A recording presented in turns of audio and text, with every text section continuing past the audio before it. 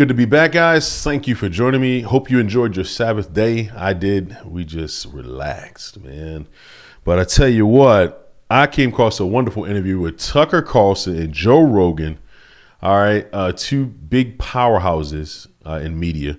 This is a very interesting interview. It's very long, but there's a few clips that I wanted to react to.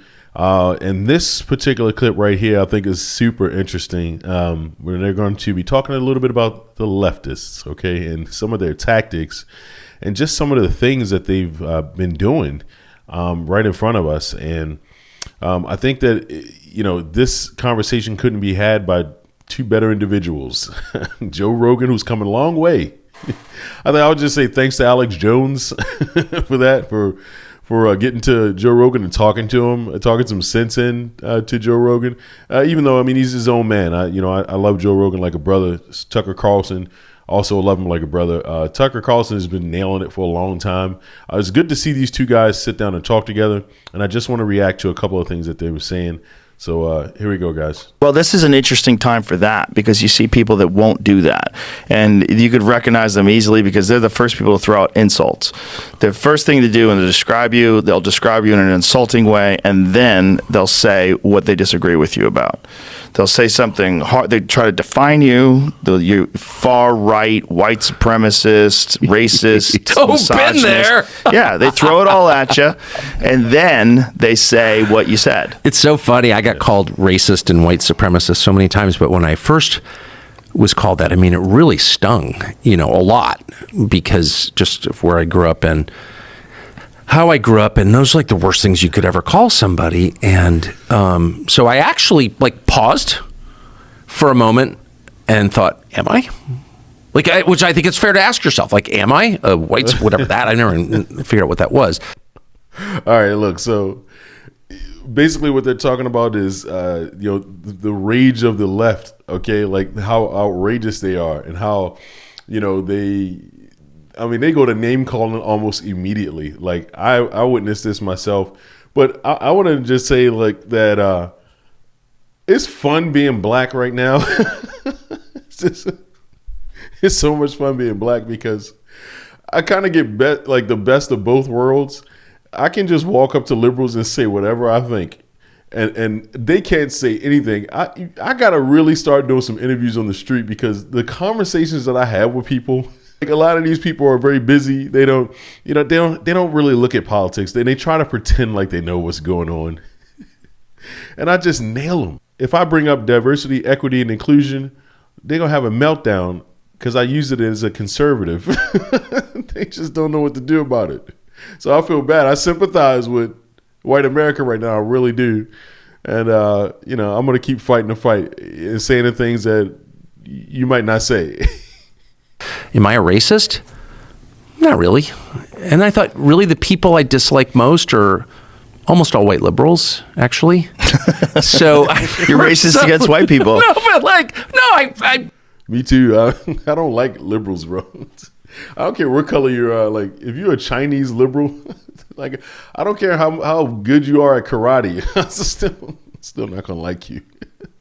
If you say some liberal stuff around me, bro, my wife will tell you, I'll get you, okay? I'm that guy. I'm that guy on the streets. I'm that guy that I just say it. I am white. My kids are white. I'm not against white people. I like white people. But no, it's not that. It's that. So a reporter once called me about this. Well, you've been called racist. No, actually, I really dislike you. If I were to sort of narrow down my bigotries, it's like people like you, I just think you're disgusting. I really mean it too. Racist. Okay. All right. Well, it's a thing. I don't think that works as much anymore. It doesn't work. No. Well, I think a lot of the things that you overuse, eventually people realize you're yelling wolf again. Right. Yeah. Well, of course. Joe Rogan's exactly right. You pretend to be something, and then when something actually happens, you can't say anything. You're crying wolf. You don't actually think that Trump is a racist towards black people. It's stupid. Okay, you don't believe that white people are really racist, that all white people are racist. You don't believe that. Okay? You just haven't thought this through. You just haven't thought it through. Everybody has their own opinions. Everybody has their own beliefs. All right. But for you to call me crazy because of what I believe, what does that make you? That's what I'm saying. Course, and when people get hit with it and don't disappear, then it becomes obvious that it lacks power. Well, it's also you're trying to like use these words to define someone, especially someone like you that has so many hours and hours of talking about things. Like to try this reductionist perspective of someone to reduce them to this ultimately very negative thing and not say that they're a human being. Right. And also the fact that it's done by the people that want to think of themselves as compassionate and kind, which is the most bizarre. Yes. The left. This is so true. What Joe Rogan is saying right now is spot on because, I mean, the leftists are that way. They pretend to be so kind. I'll give you a quick story here. I had some neighbors back at my old place before I moved to West Virginia. I lived in Maryland. I told you guys that if you watch my channel long enough, you know I talk about it all the time. But I had some neighbors, and they were homosexual, two ladies. And, at first everything was cool. We lived there. Nobody bothered them. I mean, of course, I didn't like it. I was very uncomfortable. But we still treated them with kindness. We did a lot of things for them, not to kind of brag about it, but we did a lot of stuff for them, just random stuff. They would leave their lights on all the time on their car. I'd come out there and tell them we would give their dog treats, food. We even give them like money, just helping them out a lot, and they were just the two nastiest women that you ever met. Like, they saw our kids many times, never spoke to them in like a decade, like never said a word to our kids at all. Like, see them outside playing and just never say anything. Like, we talked to their son all the time. One girl had a son, and we helped them out. We talked to them all the time. And and they had a sign in their yard that said kindness. I'm not making it up. They were so mean, bro. Like, it's like, didn't like children, like barely spoke. It was crazy. So I gave him a Bible. Just so aggressively incompassionate. Like, Well, they're that's so for sure. aggressively unkind with Letting people die of drug ODs on the sidewalk. That's compassion. No, it's that not. whole thing is crazy. Well, it's cruelty, actually. It is, and it's also when you find. Do you know who Colion Noir is? I know him. Yeah, great guy. He opened my eyes to the homelessness thing. We had him on the podcast, and he was explaining how he was in San Francisco, and he was like, "What is this? Is like they don't have any money for this? Is that what it is?" Yeah. Like, no, there's a whole business behind Of course. it, and these people that are running this homelessness initiative or what. Guys, I don't know if you remember. I'm old enough to remember San Francisco being like pretty nice looking, like beautiful. San Francisco, California was like, if you around the time of Miss Doubtfire, it was this like beautiful place to live, and then it just got really democratic and like really liberal and crappy over the years, man, and it is completely destroyed. Like, they have homeless people everywhere, all over the streets. It's unrecognizable. I can't even believe that that it's that bad. Like, it wasn't that bad at all. Like, San Francisco is actually a very beautiful place, and California in general was a very beautiful place until it just got taken over by the Democrat Party, man. And Gavin Newsom is like doing a horrible job. Absolutely horrible job, but they're going to discuss this because it is a business. All right, there's no other reason why you would let homeless people like out on the streets like that and just walk over top of them as you're walking down the street. They're pooping everywhere, all over it's crazy. This stuff is actually happening in the United States, and people are still not waking up to it and realizing that, man, we can change this. But they've got a stronghold. There's a stronghold on California right now. And Gavin Newsom is working for Satan. They're making hundreds of thousands of dollars a year. Some of them $250,000 a year. Imagine making money off the homeless. I do think the root of their power and the one thing they're good at is just charging the moral high ground and taking it in the first moments of the battle. Yeah. They just run up to the moral high ground and are like, we've got this is ours. And they'll protect that at all costs. And it's like, that's kind of all they have is this self-righteousness. Yeah. And if you can puncture that, it's like, you're getting rich from the homeless, right, actually. Yeah. And is there anything more disgusting than that? It's some junkie who's dying in misery. Yeah, like your politicians in California, very wealthy people, by the way. Nancy Pelosi, I think she's like Gavin Newsom's aunt. Maxine Waters. These people are wealthy. They live in like mansions. Okay, seriously. And the homelessness. How could you live in a mansion and like everybody around you is like homeless peasants on the street? Like, it's absolutely sick where people are crapping on your streets, and you live in a mansion and you own vineyards and you're making money in the stock market and it's absolutely crazy. You know, and then they attack the orange man all day long. But you're going to see, America's going to see that the real people, the real criminals that are doing the most damage are the ones attacking Trump right now. They're revealing themselves. And it is a sight to see, a sight for sore eyes, man, because it's going to come back in full circle. It's going to come back to bite them, and it's going to bite hard, because you just can't keep doing this. The Bible's very clear. God's law is not going to allow it. Outside the convention center in San Francisco, and you're making money on that? They're essentially using those people as a battery to expand the power of government. Yeah, and their own personal advantage. Yeah, they're expanding government. They're making more government employees. Now there's tons of people that are working on the homelessness problem, air quotes. And, they probably all have blue hair and they talk nonsense. And nothing's getting done. And no one's being punished for it. But when they did that study where they said that they had no data, like, how are you? What? You can't say whether or not it's doing anything? Yeah. They won't. They don't want to say. He can't. It's going to ruin everything. Okay, they're getting paid the tax dollars. I mean, this is pretty simple. They're getting funded in tax dollars. The people there, they've jacked the prices up on everything so they can get paid more taxes. From the citizens. The citizens are getting, very high priced homes, getting paid very little on the minimum wage. But again, if you shut down businesses, how can a business owner afford to pay anybody anything? So the cost of living is high. You can't afford to live because your job can't pay you, because your businesses are, on the verge of shutting down. Some of the biggest companies have shut down in California and left. Okay. Like, it's not funny. So wherever these people go, wherever the Democrat Party will go, looks like the Democrat Party will ruin everything. All right, they're not going to revive it and suddenly change course and things are going to become better and the trees are going to grow. And no, it's going to get worse. All right. There's a place called it used to be called Hollander Ridge. This was in Baltimore, Maryland, man. And it reminds me of, like, I think back of those videos during the COVID-19 and the Chinese, those high rises they had in China where those people lived, and they were jumping out the high rises and they were just locked down all the time. It reminded me of Hollander Ridge in Maryland, where it was like a project, like a lower income housing area. And we were, my aunt used to live there when we were younger.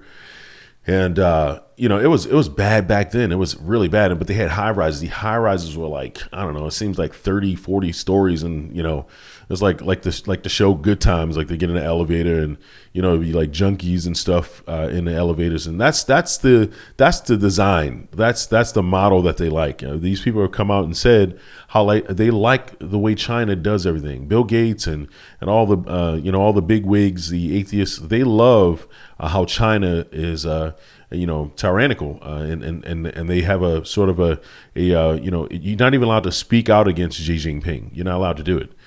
You'll get arrested. You can get arrested in China pretty easily. They got some crazy laws there, but that's the model that they want to go by.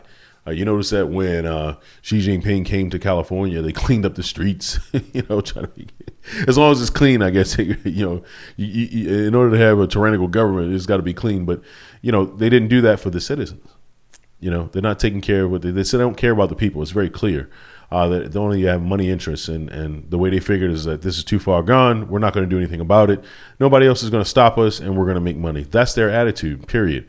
They're not going to come out on TV, and they're not going to come out on YouTube and tell you that, but that's exactly what it looks like.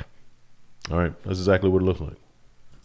Well, how'd you spend $24 billion? But why are they not treated as like the most reprehensible people in our society? I think there's too many things to think about. And I think most people, unlike you and I, aren't even paying attention to it. They're paying attention to the fact that the tents are there. They're paying attention to if you go to Los Angeles. But what they're not paying attention to is what is going on. How many people are making money? I didn't even know until Coleon explained it to us. I had no idea. I thought it was just they don't have any money. They don't put any money in it, and they let these people sleep there. Oh, no. See, Joe Rogan doesn't realize that this is all systematic. Like, there's a systemic problem in politics in the liberal cities, in the liberal states. You know, wherever the Democrats run, and I'm from Baltimore, Maryland, man, whatever they run for a long time, man, it is always corruption within, and then it shows right on the streets. So whatever's happening in your government there, if it's highly corrupted, drug dealers are running it or something like that, or you just corrupt individuals stealing money, laundering money, you're going to be able to see that reflection right on the streets. Just like I talked about New York the other day. You can see the corruption in their judicial system. So therefore you can see it on the streets because the right things are not being done with the money. The right things are not being done as far as the citizens go. It's not justice there. So criminals are being let out on the streets. They're allowed to have homeless, as long as they have shelter at a certain time of day or something like this. And, it's weird. There should never be homeless people. There's enough land. Think about this, guys. There's enough land on the planet Earth to house many people. If people were doing the right things with the money, this would never be a problem. Never. As a matter of fact, homeless, it shouldn't even be a word in a dictionary if people were doing the right things with the money. All right. So you're taking taxpayer dollars. All right. You're taking it out of their paycheck. They can't control that. It's immediately coming out of all their paychecks.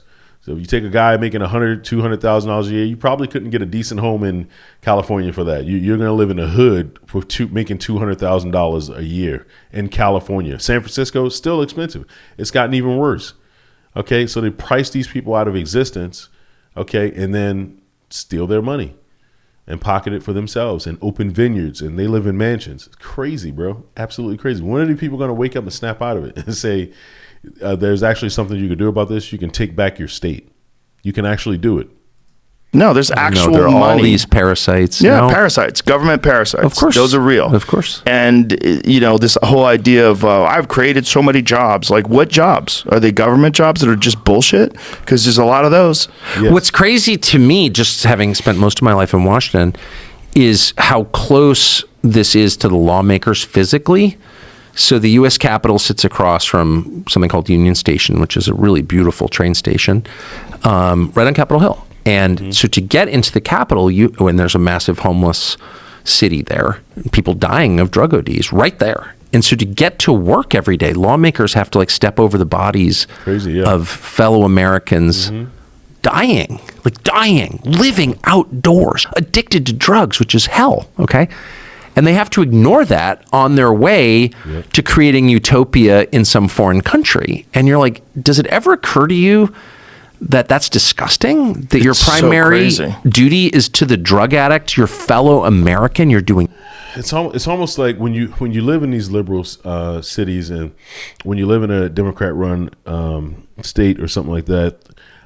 It's the people that are in government are basically like teenagers who haven't been trained to clean their room. That's a great analogy, because what happens if you don't? I mean, I don't know if you guys have children, but what happens if you don't tell your kids to clean up their room, man? Like, you think that they would, you think that they would magically wake up and just say, you know what, this is a mess. This is just a mess. I'm going to clean it up. No. They let it get worse. Okay. And my kids are smart, bro. My kids are smart, okay? Daughter graduated high school early and everything. But when you look at her room, look like she had brain damage. Okay, they don't clean up. They're not going to do it on their own. So that's what it's like when you have these people in charge of operations and government in these liberal cities. So they don't believe they're not going to clean up, not unless someone comes and tells them. They've never been trained this way. So if your parents never held you accountable, They never, showed you responsibility. They never, basically just, told you right from wrong, how things are supposed to be. Biblically, morally, you can call it what you want, but just how the world works. The parents didn't give them that education or that knowledge. So this is a reflection of how they are. They're showing you basically how they grew up and what they do, how they do it, and what they don't do. Okay, in this case, so that's exactly what it's like. That's exactly what it's like. And until somebody comes along and says, and fight them about it, hey, look, it's going to take a little while to get them to do this on their own. They may not do it. You got to replace these people, though. You got to replace them. They've got to lose their jobs because they're getting paid from the taxpayer. So the taxpayer has to fire them, and it has to be an uproar. It has to be people in outrage. Nothing. And you're telling me how we're going to make Eastern Europe into, this brave new world? I don't know. I just can't get past that. I think I'm not super sensitive or aware or anything. I'm not super anything, really. I'm pretty ordinary, but I think I would notice. I was like walking into vote on Ukraine aid. I'd be like, there are like 5 junkies on the street. Like, maybe we should do something for them? No. Yeah. Yeah, it's very bizarre. It's bizarre that they can rationalize it, or at least that they don't get called out by all their people. And this idea that it's compassionate, that you have compassion to leave these people and to give them aid and to help them and give them clean needles. No. But then you've got to think, like, maybe there's something bigger going on, actually. Because there's an entire sector of the economy now that feeds off of human misery. The drug treatment centers that don't work, the homeless advocates who create more homeless, the, migrant workers, American-born aid agencies, workers who, increase illegal immigration and gang activity. This is all this, people are making money off this. The arms manufacturers that help kill people in foreign countries, et cetera, et cetera. There's a vig in all of that. Yeah. It's a scam, it's a grift, et cetera, et cetera. But like, there's something more. Like, there are a lot of people who seem to be just like for evil for its own sake. And you're like, maybe all the like crazy talk about a spiritual war of like good and evil, maybe there's something to that. Maybe that's not an illusion. Maybe that's... Okay, so this is it's the big part. I got to say something about this. I've been talking about this probably since the beginning of my channel, even during shorts. This is definitely a spiritual war, okay? The reason why I know that is because studying the Bible, studying it and looking at the patterns, okay, of what happened in the past, all right, and how this is explained in the Bible. It makes so much sense about, everything that's happening right now. It makes so much sense that what the Bible is saying is what's actually really going on. That's the only thing that makes sense. Even when I was just talking to my sons about this, when Yeshua, Jesus, talked about spirits leaving, he cast out spirits and they're able to move in different bodies and things like this. This is spiritual warfare. Jesus said, everyone believes in Jesus now. Everyone knows who Jesus is. We call him Yeshua, but everybody knows who he is. But do we know where he's talking about? What is he talking about when he's talking about these demonic spirits and how he had to cast them out? We're just kind of scratching the surface on this spiritual warfare stuff, and like the Bible says, this is not flesh and blood. It's not. All right. It's not flesh and blood, dude. Like, there's so many spiritual things that are happening right now. And it's the only way you would know this, and the only way you would get what this is all about, really, truly, you'd have to study the Bible. You'd have to keep reading and keep reading and keep reading. So I've been reading the Bible every single day, and I told myself, I said, look, I'm gonna nail this down, and I'm gonna get serious about it. Okay, I said, I'm gonna get serious about reading the Bible. This was probably a couple years ago, more than a couple years ago. It was before about 4 years. Okay, so 2 years my old place and about 2 years here. Yeah, I've been really getting serious about it every single day, just listening. I mean, like really trying to unpack what I'm hearing, because I listen to the Bible on the app. And man, just the things that are happening now, when I'm looking at YouTube, I'm looking at videos, I'm just listening to the news and things. It's right there in the Bible, man. It literally is. It's crazy. There's no way I could explain it to you. You'd have to really go in and start reading. I believe that that's what God wants us to do. All right. He wants us to read it, and he wants us to understand it and not make those mistakes. He actually says it many times. Don't do what the pagans do. Don't do what these other nations do. He tells us actually what to do to be successful. Observe the Sabbath day, keep it holy. Observe his, follow his commandments. We follow a lot of commandments we don't even realize we're following. Really, we really do. But I wanted to put a link in the description, guys, for Michael Rood, the Rood Awakening, on this video, just because of what Tucker's talking about. I know he's been the funny story is I called up Fox News right before Tucker got fired. I called up Fox News a couple of years back, and I said, I wish Tucker would it was around a time when, was it election time? I can't remember, but I remember just being fired up. And I said, man, I wish Tucker, he was just knocking it every single night, just hitting it. I couldn't wait to watch Tucker Carlson, because I was just like, man, he is nailing it. The only thing is I wish he would talk more Yeshua, talk more Bible. Come on, say something. Just say anything. Come on. And I didn't know that he wasn't like into it back then. But I prayed about it, and I called Fox News. And I said, give this message to Tucker. I don't know if you got it, but this is so crazy. I said, give this message to Tucker. I just wish he would talk about Jesus online. I said, I just wish he would just come out and just say it. Come on. We need biblical men on TV. He's got a large platform. I gave him I gave him an earful. Yeah, I said it. Yep, I said it.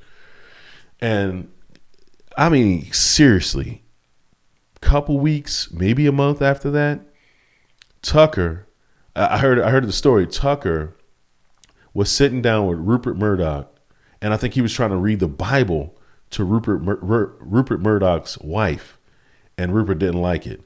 And of course, there was a lot of things boiling up to that, and Alex Jones is saying he was going to quit and all this, but it was like really like the timing of that was just amazing. And I was like, well, maybe my voice was heard. I don't know. But I sure did. I called up and I left a message. And right after that, Tucker rolled out over the Bible thing. So apparently, I don't know how to look it up, but I know I heard that. I ain't crazy. But what Tucker's saying is absolutely true. And we're all going to see that. We're all going to see everything the Bible's talking about. We're all going to see. If you know someone that's studying the Bible, reading the Bible, and have been for a long time, talk to them about it. Just go ahead and talk to them. It's like everyone else has always thought that. There are certainly forces that have evil consequences that exist. But they act on people from the outside. And you feel it also on the other side. I mean, people are better than they naturally are sometimes. Like you feel compassion for people or true empathy for someone, or you really want to help someone. There's no advantage to you at all. Like, why are you doing that? It's almost like you're being acted on by good. Yes. And all of us have known those moments where we just are cruel for the sake of it, hurt someone for the sake of it. What's that? There's no advantage to us. That's evil acting on us. Yes, he's absolutely right. So the overwhelming feeling to help people, that's our nature. That's our true godly nature. We're made in the image of God. So we want to do things the way God wants us to do things. And it's overwhelming sometimes. It really is. And if the world could tap into what Tucker's talking about right now, man, we could really move some mountains. I'm serious. Because that overwhelmingness that you want to help somebody and that you just want to pull this person up, you can just help them. That right there is what we're supposed to be doing right there. Okay. That's exactly what we're supposed to be doing. The power of life and death are in the tongue. Okay. They literally are. God made it that way. And we have the power to lift people up just with our words. Look at the forefathers did it. Put First Amendment. You have the freedom of speech. Why? Because it's powerful. It's biblical. It really is. And we don't want to go to 2A. We want to stay at 1A. Okay, let's talk. So what Tucker's saying is absolutely amazing. It's good. I've been listening to Tucker for a long time, man. He's my boy. I like Joe Rogan too. And I think we're seeing it at scale. And like, I grew up in the most secular world you could ever grow up in. Southern California in the 70s and 80s and in a very secular family. And I've never really paid much attention to that.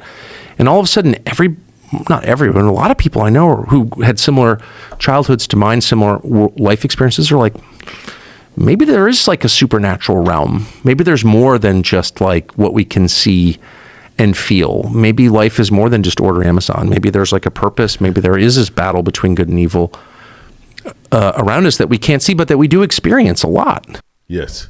So, man, I'm going to end it right there because I believe that is the takeaway. Every strong biblical man of God right now has so much power, and the dark forces, they don't want you to know that. They really don't want you to realize your power. Okay.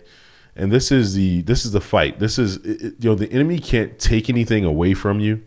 Like he can't take away anything that belongs to you by God.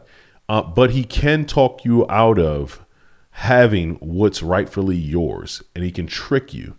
So, here's an example, like California, like what they're talking about.